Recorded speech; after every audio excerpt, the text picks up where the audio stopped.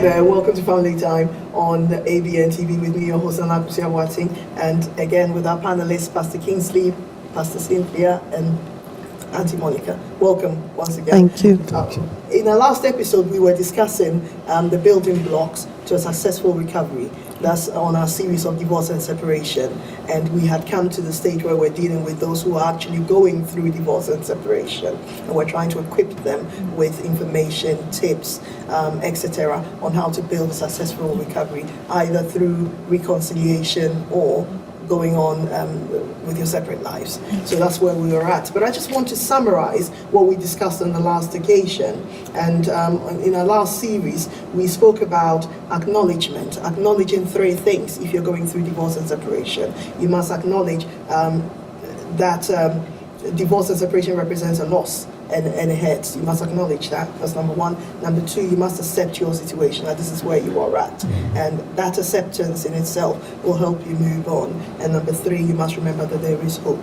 We also discussed the emotional roller coaster, the recovery process, which we described as an emotional roller coaster. And we spoke about things like you suffer the loss, you go through the pain, you go through the hurt, you then go through this despair. So it's as if you're going down, and when you get to the bottom, that's where you hit the acceptance, and then you're free to make choices because of that hope.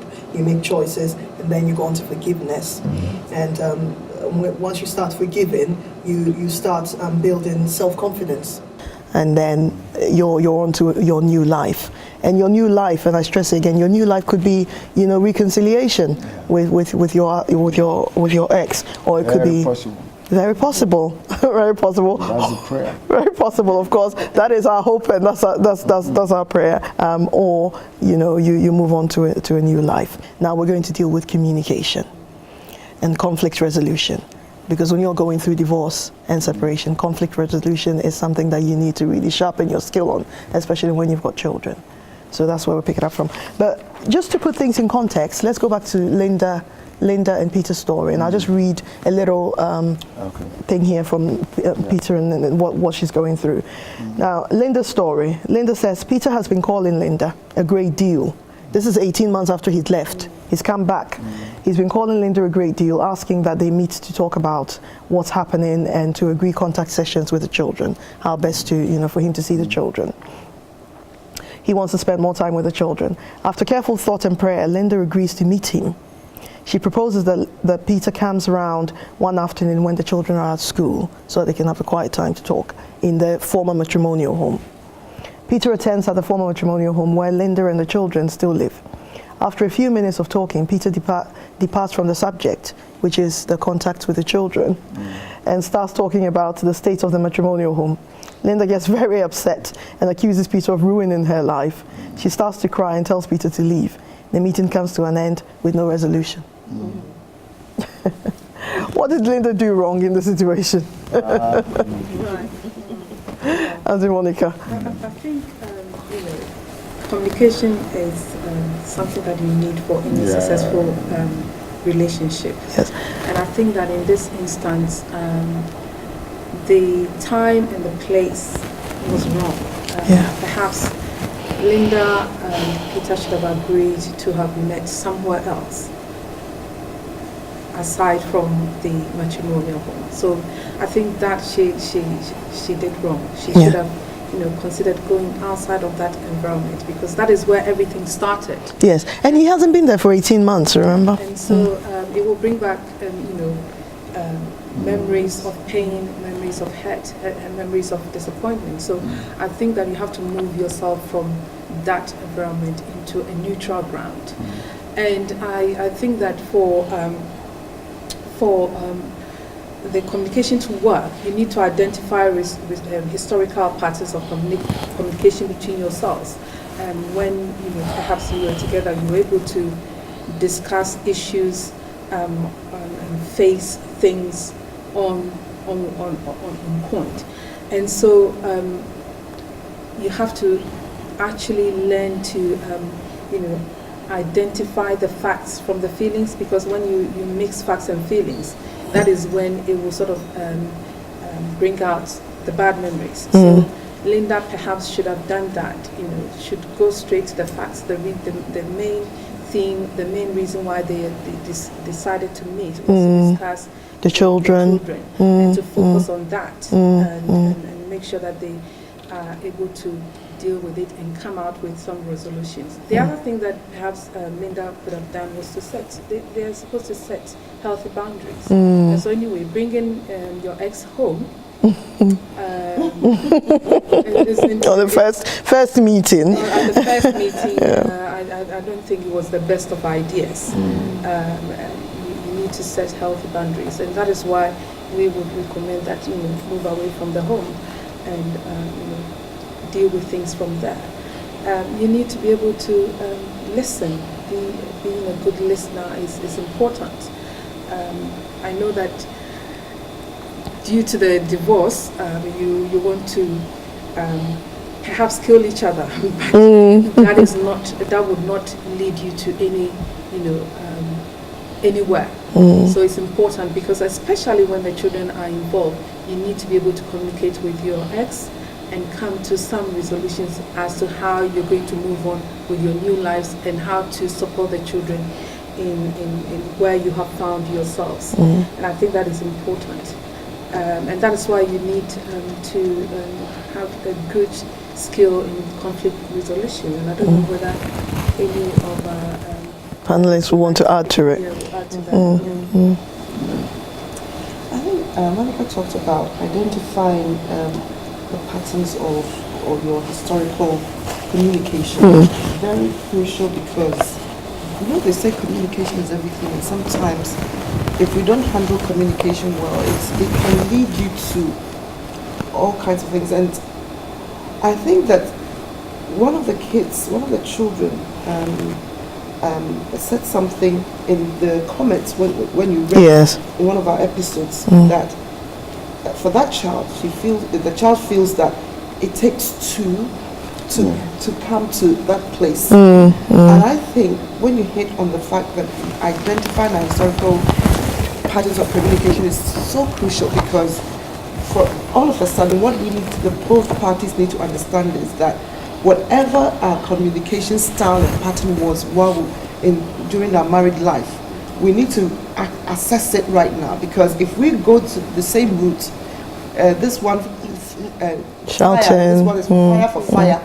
If it's that kind of communication as your historical background when you were married, if that is what you're still holding on after the divorce, there is no way when there'll be any amicable thing coming out from your meetings, because then it will always be fire for fire. So it will be very important to look back and see some of the patterns and admit in some of the ways that we have handled things or talked about things or handled conflict.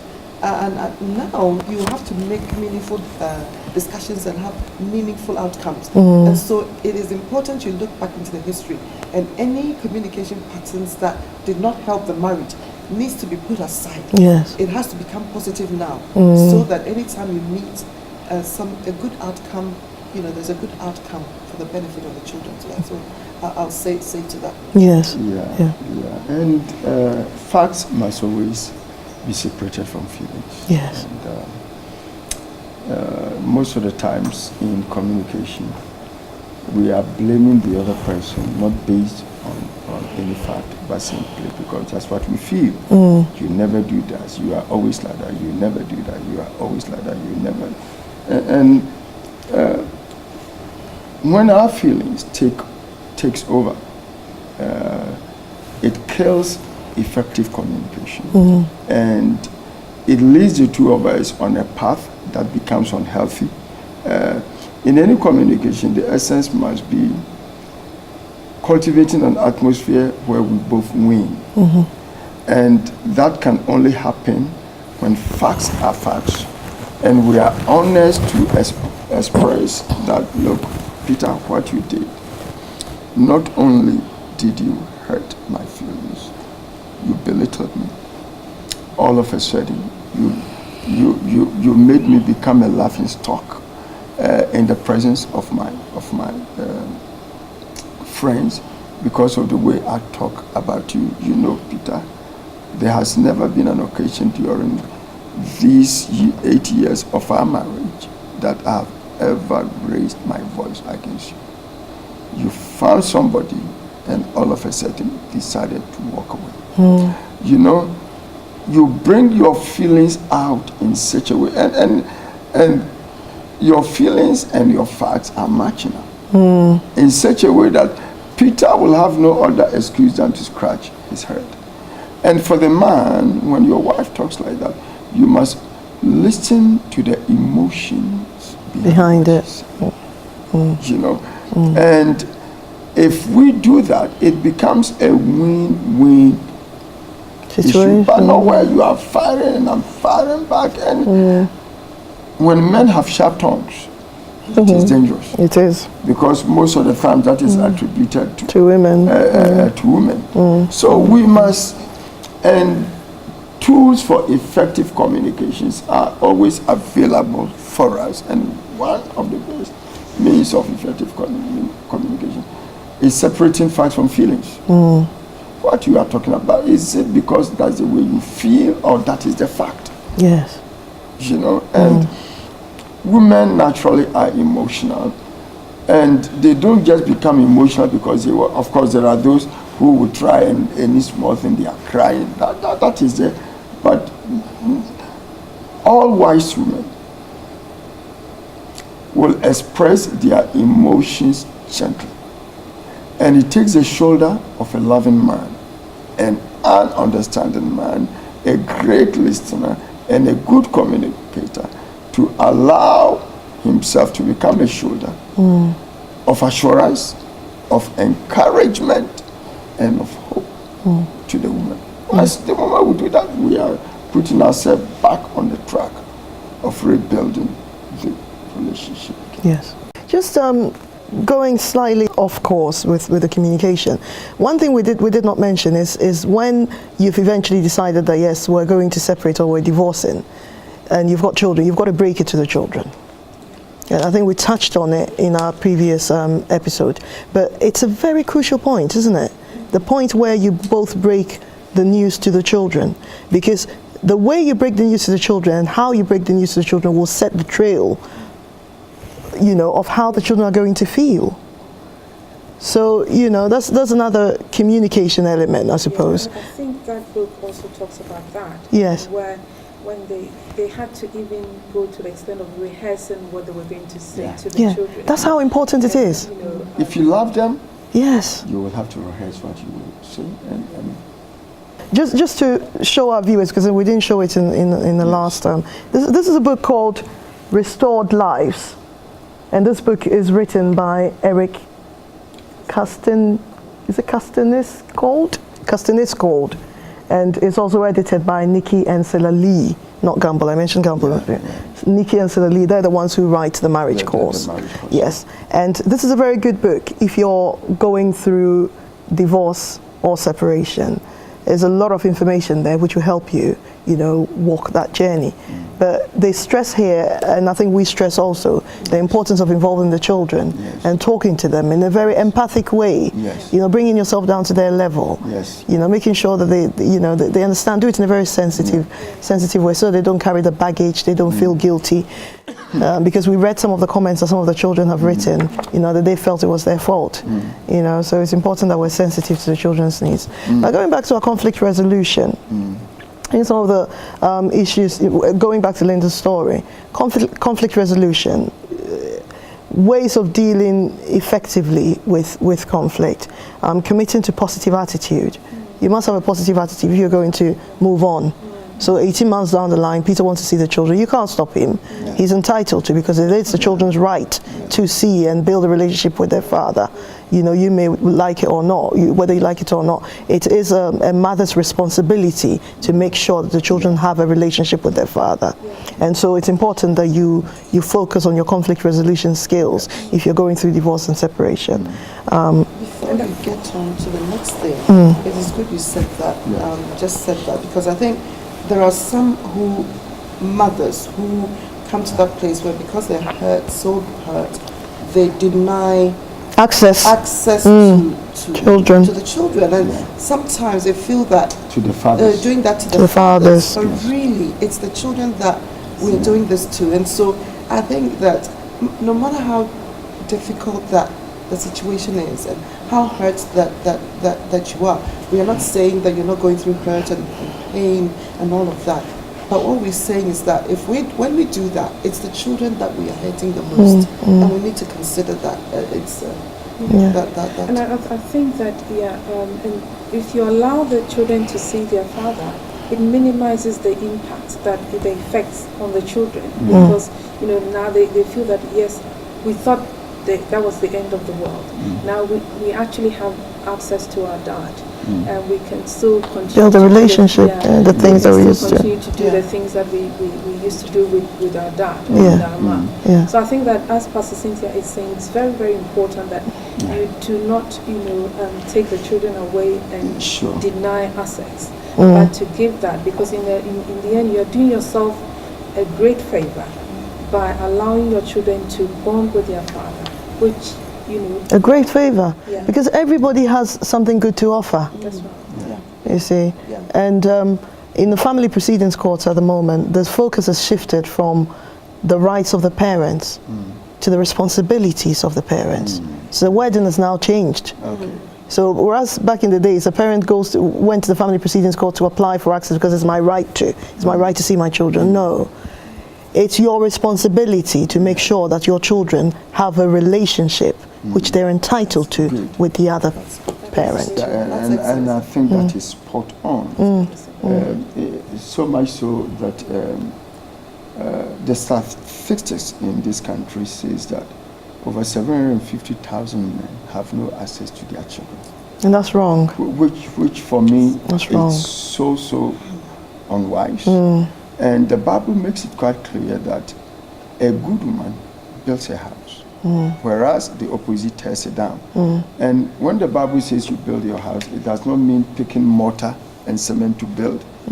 What is in the house? It's a family. Yes. And one of the things you do to build your family is to not only giving them access to their dad, if that man is not physically abusive, That's and it. violent to the children, Yes. to let him play a role in the lives of those Children, yeah. And that is why it becomes very important, the issue you raised earlier on, the two of you sitting down to break that news to the children. And you know what? You keep your word to them, and you find an amicable way of talking to the children that things have not worked out. That is not the best. There is a, I may not be in this house, but you see me as often As you want, yes. you want. Then you keep to that rule you have made.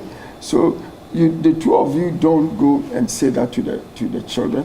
Then the woman says, I'm no longer going to allow you access to the children. And at times because a payment was delayed or whatever, you don't do that. When you do that, it is the children that you are punishing. Yes. If you learn to focus on the children, the money isn't an issue. The money doesn't come. Yes, you may need the money to keep you guys going. But if you separate, as we said, facts from feelings, yes, the feeling is, yes, I need the money to raise the kids. But the fact is that the children, it's not the dad, the children have a right to have a relationship with their father. Yeah. You have to separate the emotions from Totally, and Yeah. that is one of the most ineffective and dangerous ways of. The issue is that now we are fighting. Because it's a sign of maturity, isn't it? When you get to that stage where you can put your feelings aside, and that's Yes. why, a parent, that's why you're a parent. You suffer it all as a parent. Because you have to put your feelings and emotions aside. We're wounding our children, and that's because we take the focus away from them. You've got to put your children in the center of it all. You've got to think of yourself as a 5-year-old, a 7-year-old. Too many children growing up broken and wounded, hurt. They've totally lost their identity. They don't even know where they belong because their marriage didn't work. And one decided to walk away. The children are totally innocent.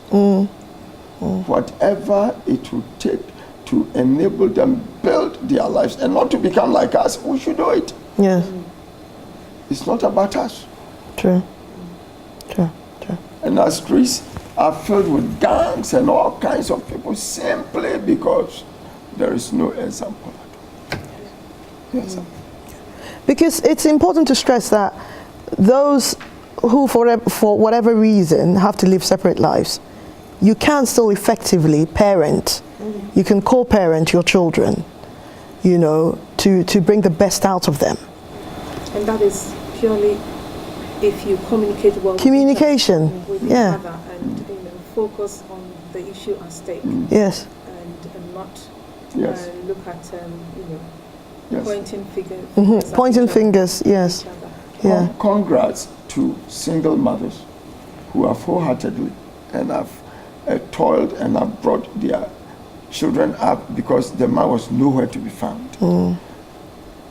Well done and congrats to you. And as a panel, we congratulate you for, may the Lord continue to grant you grace and make your children great. Amen. But for the others where the man is around, please let them have it. Yes. Yes. Don't think you can do it all because you can't. You know, children need both a mother and a father. Yeah, because that's the way the Lord has made it. There is plenty children can learn from both mom and dad. And in the end, I think you said it, Auntie Monica, you will be grateful because it will give you me time as well. It's when we're talking about having time for yourself and being kind to yourself.